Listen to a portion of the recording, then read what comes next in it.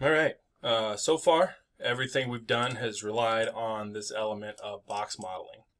And with box modeling, what you do is you generally start with a cube or some other mesh, pre-made mesh, and then you work with the faces in edit mode. You work with the edges. You extrude. All the same stuff we've done, right? You do the inset faces.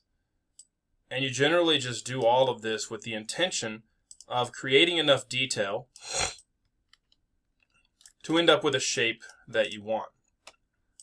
Maybe the shape that you want is a really blocky Lego, and that's fine. Really quickly, you can make that happen. We can inset this face and inset this face, and then we can extrude and pull these up. And now what we have is a really blocky Lego. A couple of other things you can do, though, with this, Lego or with this, I don't know, what would you call it? Your box model, right, is you can smooth it, right? So there's a couple of ways to go about the smoothing process. Easiest way is just to select everything and hit the smooth button. And then you have it tries to round everything out, which is helpful. But sometimes you don't just want to smooth. You actually want more faces than that. So what we need to do there is figure out how to get more detail. And a lot of the ways we've done detail in the past could work, right? We could insert loop cuts, just like a whole bunch of them, right? And if we do that, so if we come through and insert a bunch of loop cuts here. Right, so we have a whole bunch of loop cuts now, and now we can come back, and again, we're going to select all the faces. I think I put an extra loop cut in. We are going to just select all the faces. There we go. And now we're going to smooth it again. And we still get that same effect, but we have a little bit more control over it, right? It's not quite as rigid as it was. And that's good. That just gives us a little bit more detail, and sometimes it's quicker to kind of get your organic shapes that way. But sometimes we're going to want to do more of a division and maybe a little bit more consistent, maybe a little less effort, or maybe we just want more mesh to work with. So when we're in edit mode, we can select our object, we can right click, and we have the option to subdivide. And subdivide does basically the same thing we just did, right? Except it does it a lot more consistently, and it does all of them kind of at the same time, right?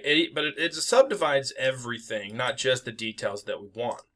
Another cool feature of subdivide is you can increase the number of divisions, and you can increase the smoothness, right? So you can get that organic shape that we got with the smoothing function pretty quickly just by using the subdivision smoothness function.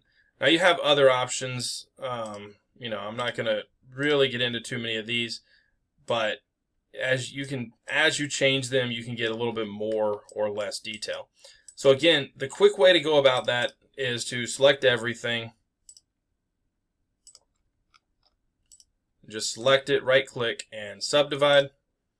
And then you can change the number of cuts. So this gives us that smoothing effect and more faces and more detail, I guess, than we had before. Certainly more verts to work with. But this still isn't like a perfect organic look. It's going to take a lot of work to get this to the organic feature, right? So another way that we get to organic features is by doing kind of a surface modeling technique. So like I said, everything we've done up to this point has been box modeling. But what we're going to start in this week, I guess, is surface modeling. And surface modeling is similar in the point that you're going to get the you're going to end up getting the detail that you want, and it's all about adding more detail and modifying verts. But it's just a different way to go about it. So I'm going to start with a plane, and I'm just going to make it kind of big. So this week we're focusing on the idea of terrain, and we're going to start off with our plane, and we're going to subdivide it. And then we are going to turn the smoothness way down because we don't need any smoothness, but we're going to subdivide it again, and we're going to subdivide it again. So this gives us a lot of faces to work with, and we're going to turn this fractal down as well.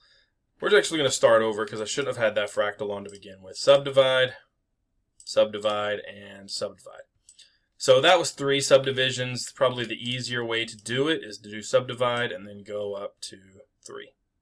Or in this case, maybe 5, 6, who knows. If I go up to 7, I think that gives me enough faces and enough vertexes to work with. I might go even further than that.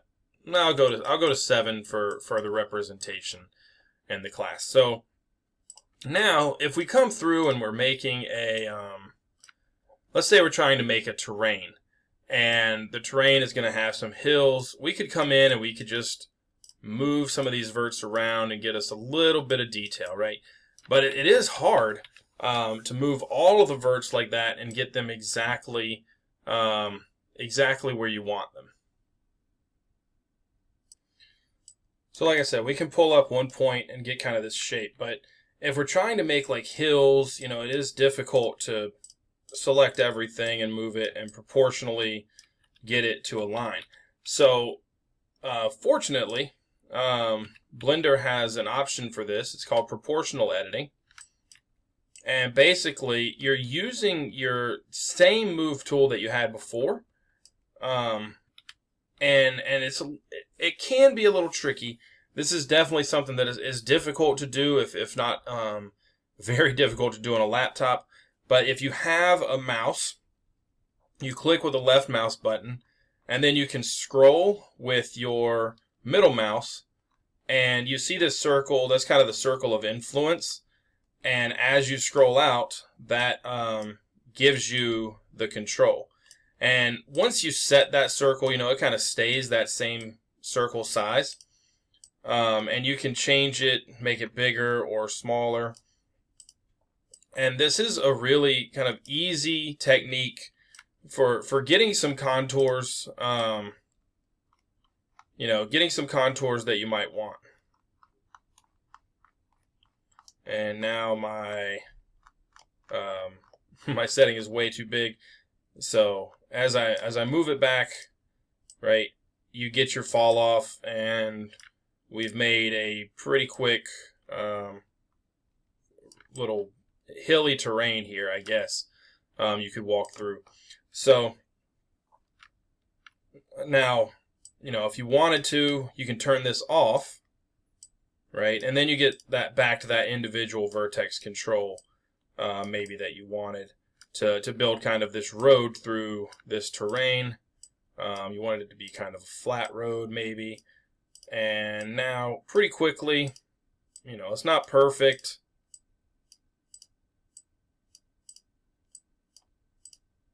But you can come in, you can get kind of a generic shape of a road coming through this kind of hilly terrain. You could do more with it, but this is kind of the starting off point, right? So we just want to start with a plane, do some subdivisions, and then get familiar with the proportional editing tool, so that we can actually come in and create kind of this hilly terrain. Now, I don't care necessarily what your terrain looks like at this point. I just want you to be familiar with the process. In the next video, we're going to go through the surface modeling technique. So this is like an approach to sculpting. Now, of course, Blender has a great sculpting tool, you know, that you could come in and you could actually sculpt your object if you wanted to. We're not going to worry about that now. Sculpting is a little bit more in depth. You'll get into that more in modeling too, when we're dealing with more organic features for sure. What we're doing in this class, and this specifically in this week, is just getting comfortable with the idea of manipulating one vertex and using that kind of extension to manipulate other vertexes around it. And then we're going to look at surface modeling. So this is the first video, and we're going to look at surface modeling in the next one.